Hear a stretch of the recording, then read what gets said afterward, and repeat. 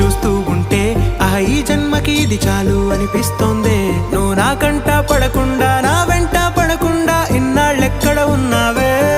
నీ కళ్ళల్లో ఆనందం వస్తుందంటే నేనెన్నెన్నో యుద్ధాలు చేస్తానులే. నీ చిరునవ్వుకై నేను గెలుపొంది వస్తాను హామీ ఇస్తున్నానులే.